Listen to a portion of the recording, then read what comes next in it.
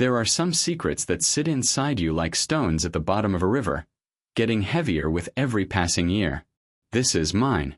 I'm 55 years old, and I've spent the last 18 years living with something I never should have found, carrying a weight that no man should carry alone. I'm telling this story now because I'm tired of the silence, tired of waking up at 3 in the morning with my heart pounding, thinking about what's hidden in those mountains. My name is John Weatherby, and in the winter of 2007, I found something in the Bitterroot Mountains that even the smartest people in the world can't explain. I'd been a wildlife surveyor for the Montana Department of Fish, Wildlife and Parks for 23 years when it happened. My job was simple: track animal populations, mark migration patterns, document changes in the ecosystem. I spent most of my time alone, which suited me fine. After my divorce in 2003, the solitude of those mountains became more home than my empty house in Missoula ever was. I knew those forests better than I knew my own reflection. Every cave system, every game trail, every rocky outcrop where the elk would bed down in winter. The wilderness didn't ask questions, didn't want anything from me except respect. That particular January was brutal. Temperatures dropped to 20 below zero, and the snow came in waves that buried the forest under 4 feet of white silence. Most people stayed inside, but I had a job to do, counting wolf populations in the northern ranges. I'd been tracking a pack for 3 days when I lost their trail near a limestone ridge I'd passed 100 times before. The wind was picking up, and I needed shelter. That's when I remembered the cave. It wasn't much, just a narrow opening in the rock face, partially hidden by a fallen pine that must have come down in the autumn storms. I'd documented it years ago as a potential bear den, but never went inside. Too small, I'd thought. But with the temperature dropping and my fingers already going numb inside my gloves, I didn't have a choice. I squeezed through the opening, my backpack scraping against stone, and found myself in darkness that smelled of minerals and ancient cold. I clicked on my headlamp, and the beam cut through the blackness like a knife. The cave was bigger than I'd expected. The entrance tunnel opened into a chamber maybe 30 feet across, with a ceiling that disappeared into shadow. Stalactites hung like frozen tears. My breath created clouds that hung in the still air. I was reaching for my sleeping bag when the light caught something in the far corner. Something that shouldn't have been there. At first, I thought it was just rocks. An odd formation, maybe, or debris from a collapsed section of ceiling. But as I moved closer, my heart started hammering in a way that had nothing to do with the cold. It was bones. A complete skeleton, arranged as if the creature had simply laid down and never gotten up. But the proportions were all wrong. I've seen hundreds of animal skeletons in my career. Bear, elk, moose, mountain lion. I know anatomy like some men know scripture. But this thing, God help me, this thing made no sense. It was roughly human in structure. 2 legs, 2 arms, a ribcage, a skull. But it was enormous, maybe 9 feet long from skull to heel. The skull itself was elongated, with eye sockets too large and positioned slightly to the sides, like a deer's. The teeth were a nightmare, human-like incisors in front, but the canines were elongated, almost cat-like, and the molars were wrong, jagged, and irregular. The jaw was too long, extending forward in a way that suggested something between human and animal. But the limbs were what made my hands shake. The arms were too long, ending in hands with 6 fingers each, the bones thin and delicate but the joints swollen as if from disease. The legs were jointed wrong, backward at the knee like a bird's legs. And the spine, Christ, the spine had too many vertebrae, creating an unnaturally long torso that curved in a way no human spine ever could. I stood there for what might have been an hour, just staring, my scientific mind trying to categorize what I was seeing while my gut screamed that this was impossible. Every bone was bleached white, as if it had been there for decades, maybe longer. There was no tissue, no hair, no clothing or artifacts.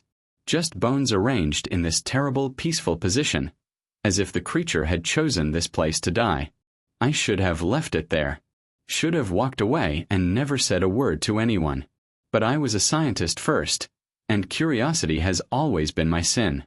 I took photographs from every angle, documented every measurement I could with the tools in my pack. The skull alone was 12 inches long. The fingers were 7 inches each. The femurs were nearly 3 feet. I sketched diagrams in my field notebook with hands that wouldn't stop trembling. As I worked, a thought kept circling in my mind like a vulture. The old stories. The Ojibwe legends I'd heard once at a cultural exchange in Minnesota. Stories about creatures in the deep woods, things that were once human but became something else. Wendigo. The word felt heavy in my mouth when I whispered it to myself in that freezing cave. Cannibalistic spirits, the stories said. Creatures of endless hunger that walked on 2 legs but were no longer human. I'd always dismissed such tales as folklore, the same way I dismissed Bigfoot sightings and UFO reports. But there's a difference between hearing a story around a campfire and staring at physical evidence that shouldn't exist. These bones were real. They were lying in front of me, casting shadows in my headlamp's glow. And they didn't match anything in the fossil record, anything in evolutionary biology, anything that should be possible. I didn't sleep that night. I sat with my back against the cave wall, my sleeping bag pulled tight around me, and watched those bones as if they might suddenly animate. The wind howled outside like something wounded, and every creak of ice, every shift of snow on the ridge above made me flinch. I kept thinking about how far I was from anyone, how alone I was with this impossible thing. And I kept wondering, if this creature had existed, had there been others? Were there still others? The cave suddenly felt less like shelter and more like a tomb I'd broken into, disturbing something that wanted to be left in darkness.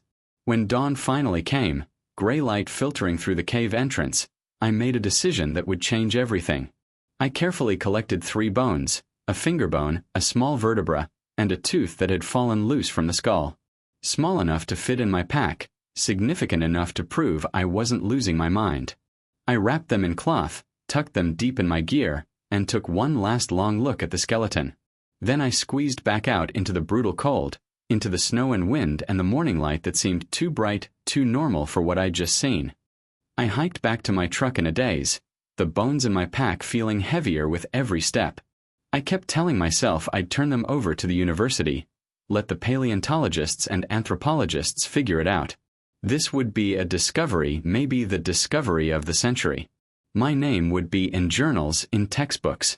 But another voice, quieter but more insistent, kept whispering that some things weren't meant to be found, that I'd just opened a door I'd never be able to close. That was 18 years ago.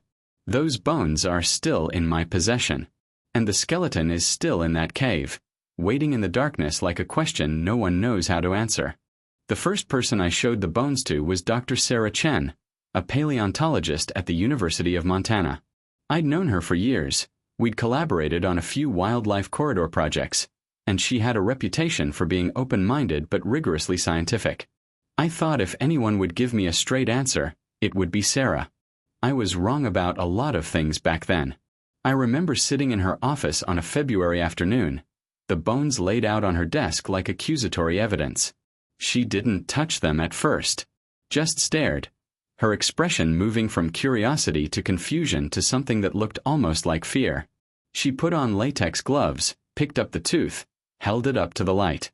I watched her face change as she examined it under her magnifying lens, watched her professional composure crack just a little. "Where did you find these, John?" Her voice was careful, controlled. The voice of someone who'd just seen something that violated their understanding of the world. I told her about the cave, about the complete skeleton, about the proportions that didn't match anything in the known fossil record. She listened without interrupting, turning the bones over in her hands, her eyes getting wider with each detail. When I finished, she set the bones down very carefully, as if they might explode. "I need to carbon date these," she said. "And I need to see this skeleton. All of it. Can you take me there?" That's when I made my second mistake. I should have said no. Should have taken those bones back and buried them somewhere, let the secret die with me. But I was still thinking like a scientist, still believing that truth mattered more than consequences. So 3 days later, we were hiking through snow toward that limestone ridge, Sarah and 2 of her graduate students, all of them carrying equipment and cameras and the kind of excitement that comes from thinking you're about to make history. The skeleton was exactly where I'd left it. In the cold and the darkness, it looked even more impossible, more wrong. Sarah's students took hundreds of photographs while she examined every bone with a precision that bordered on reverence. I watched her face in the glow of our lights, saw the exact moment when her scientific excitement gave way to something else. Dread, maybe. Or recognition that some discoveries come with a price. "This isn't possible," she kept muttering. "The bone structure, the joint articulation, the cranial capacity. None of this is possible." But it was possible. It was lying right there in front of us. We spent 6 hours in that cave. Sarah took samples from multiple bones, made detailed measurements, created a complete photographic record. As we were packing up to leave, she turned to me with an expression I'll never forget. "John, no one can know about this yet. Not until we understand what we're dealing with. This could rewrite everything we know about human evolution, about primate development, about—" She stopped, shook her head. "We need time to analyze this properly. Can you keep this quiet? Just for a few months." I agreed. What else could I do? I'd trusted her with the secret, and now we were both carrying it. The carbon dating results came back 3 weeks later. Sarah called me at midnight, her voice shaking. The bones were approximately 300 years old. Not ancient, not prehistoric. 300 years.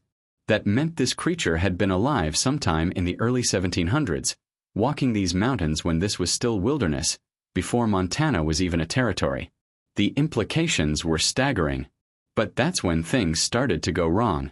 Sarah had submitted the samples to a lab at MIT, and someone there talked. Within a month, I started getting calls. First from other universities, researchers wanting to know about the anomalous specimens from Montana. Then from government agencies I'd never heard of, using acronyms I didn't recognize. Then from people who wouldn't identify themselves at all. A man showed up at my house one evening in April. Dark suit, rental car, federal agent written all over him even though he never showed me a badge. He sat in my living room drinking coffee I didn't want to give him and asked me questions about the cave. About what I'd found. About who else knew. His tone was friendly, conversational. But there was something in his eyes that made me understand this wasn't a request. "Mr. Weatherby, there are concerns about public reaction to this kind of discovery. You understand. People aren't ready for certain truths. It could cause panic, religious conflicts, a breakdown of scientific consensus. We'd like to take possession of the remains, study them in a proper facility. For everyone's protection." I told him I needed time to think about it. He smiled, a smile that never reached his eyes, and left me a card with nothing on it but a phone number.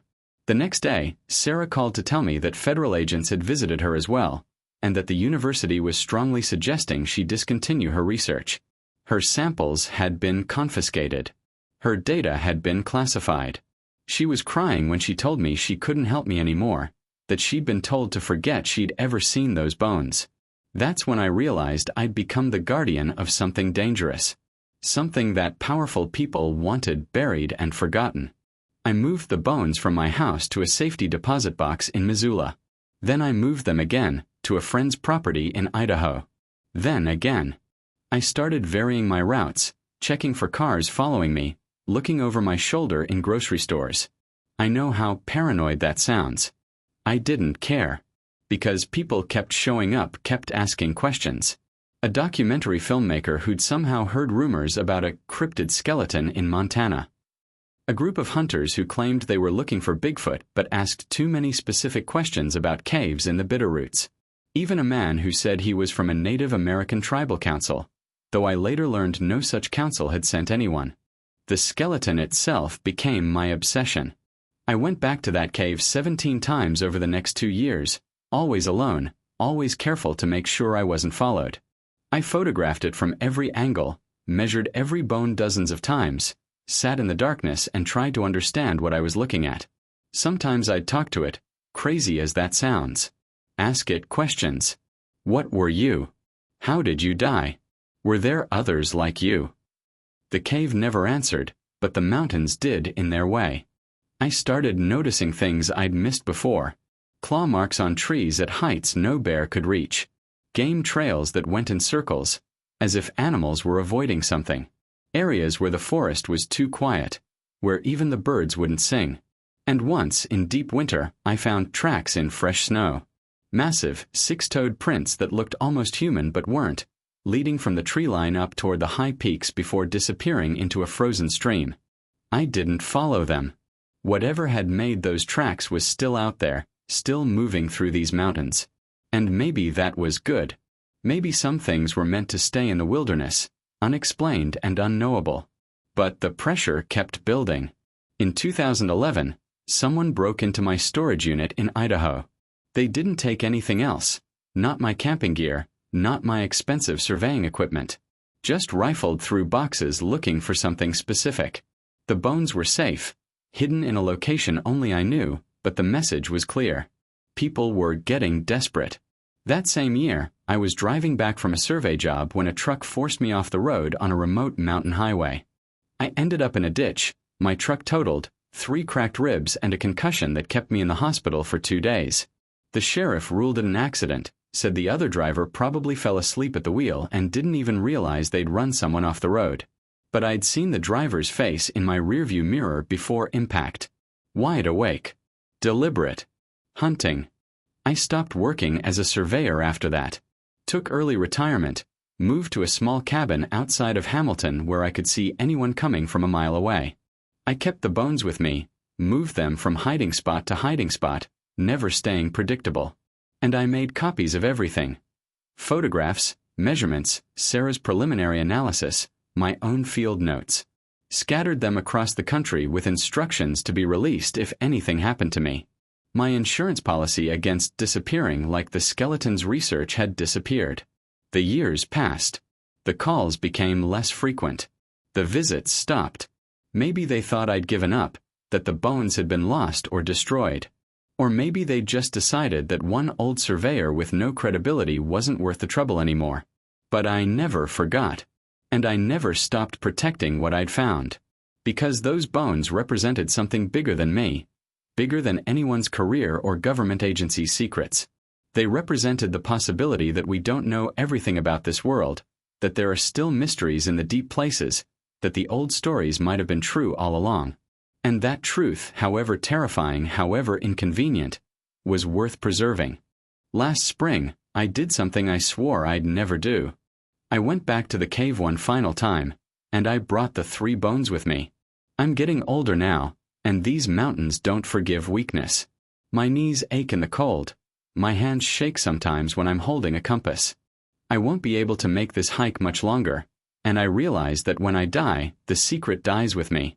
The bones scattered in hiding places no one else knows. The skeleton moldering in darkness, never studied, never understood, never given the dignity of being known. It was late May, and the snow had mostly melted. The hike took me twice as long as it used to, and I had to rest more times than I wanted to admit. But I made it. Squeezed through that narrow entrance one more time, clicked on my light, and there it was. Still waiting. Still impossible. 18 years, and those bones hadn't changed. But I had. I unwrapped the 3 bones I'd carried for so long, the finger, the vertebra, the tooth, and placed them back where they belonged. The finger I positioned carefully among the other finger bones of the left hand. The vertebra I fitted into its proper place in the spine. The tooth I returned to the jaw, setting it gently in the empty socket where it had once rested. It felt like an apology, like I was trying to undo some cosmic theft, returning what I'd stolen from this creature's final resting place. As I worked, I thought about all the theories I'd developed over the years. Maybe this had been a human being, someone afflicted with a terrible genetic disorder, cast out from their tribe and left to die alone in these mountains. Maybe it was an unknown primate species, something that had survived the last ice age in isolated pockets and finally gone extinct. Maybe it was something else entirely, something that didn't fit into our neat categories of possible and impossible. Or maybe the old stories were right.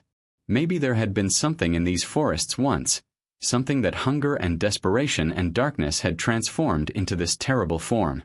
The Wendigo of legend, not a spirit but a physical thing, a warning about what humans could become when they forgot their humanity. The bones didn't answer that question. They just lay there, silent and accusatory, a mystery that would outlast me and everyone who'd ever wanted to possess them. I sat in that cave for hours, my back against the cold stone, my headlamp creating shadows that danced across the walls. I thought about Sarah, who'd lost her career over this, about the agents who'd threatened me, about the man who'd run me off the road, about all the people over the years who'd wanted to own this discovery, to control it, to profit from it, or bury it depending on their agenda. None of them had understood that this skeleton didn't belong to anyone. It belonged to these mountains, to the silence and the darkness and the deep places where human understanding didn't reach. Before I left, I did one more thing. I collapsed the cave entrance. It took me 3 hours, using a pry bar and gravity and sheer stubborn determination. I brought down enough of the overhang to seal the opening completely, burying it under tons of limestone and debris. Someone with heavy equipment might find it again someday, but not in my lifetime. Not easily. The skeleton was safe now, as safe as I could make it, hidden in a tomb that would be its forever. I hiked out as the sun was setting, turning the mountains gold and purple and shadow. My body hurt, my lungs burned, and I knew this was probably the last time I'd ever come to this place. But I felt lighter somehow, as if I'd set down a burden I'd been carrying too long. The secret was still mine, but it wasn't eating me alive anymore. It was back where it belonged, in the darkness, in the earth, where maybe it had always meant to stay. I'm telling this story now because I'm 55 years old, and eventually I'll be gone. Someone needed to know that the skeleton existed, that I found it, that it was real. I don't have coordinates for you. I don't have proof you can hold in your hands. I've destroyed most of my documentation, burned the photographs, deleted the files. All I have left are memories and this confession, told in words that can't capture the weight of what I saw, the impossible reality of those bones in the darkness. The scientists will never explain it, because they'll never find it again. But that's how it should be. Some truths aren't meant for laboratories and academic journals. Some mysteries are supposed to stay in the wild places, in the deep forests, in the caves where the light doesn't reach. They're supposed to make us wonder, make us humble, remind us that for all our technology and knowledge, there are still things in this world bigger than our understanding. I think about that skeleton sometimes, lying in its sealed tomb, surrounded by silence and stone. I wonder if it's at peace now, if my clumsy attempt at restoration meant anything. I wonder if somewhere in these mountains, there are others like it, moving through the trees at night, avoiding our trails and our cameras, surviving in the spaces between what we know and what we refuse to believe. And I wonder about the stories. The Wendigo legends, the tales of creatures in the forests, the warnings passed down through generations of people who lived closer to the wild than we do now. Maybe they weren't just stories. Maybe they were history, spoken in the language of myth because literal truth would be too terrifying to face. Maybe every legend has a skeleton at its heart, buried in darkness, waiting for someone foolish enough or brave enough to find it. I won't be going back to those mountains. My knees can't take the terrain anymore, and my heart isn't strong enough for the climb. But sometimes, late at night when I can't sleep, I think about that cave, about the bones resting in their stone cathedral, unchanged and unchanging, about the silence that surrounds them, heavier than any secret, deeper than any explanation science could ever provide. I found something that even the smartest people in the world couldn't explain. And in the end, I gave it back to the wilderness, where it could remain unexplained forever. Maybe that makes me a coward. Maybe it makes me complicit in keeping humanity ignorant. Or maybe it makes me the kind of guardian that wild places need. Someone willing to protect their mysteries instead of exposing them. Someone who understands that not every question deserves an answer. The Bitterroot Mountains keep their secrets. And I keep mine. That's how it has to be. That's how it's always been, for creatures and humans and the thin line between them. The wilderness holds truths we're not ready for, bones that don't fit our understanding, stories that we've forgotten how to believe. And maybe that's exactly as it should be. I'm John Weatherby. I'm 55 years old. And I found something in the mountains that changed me forever, something that will die with me, buried under stone and silence and the weight of 18 years of keeping quiet. This is my confession. This is my truth.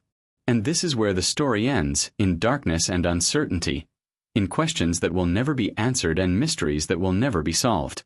Some things are meant to stay hidden. This was one of them.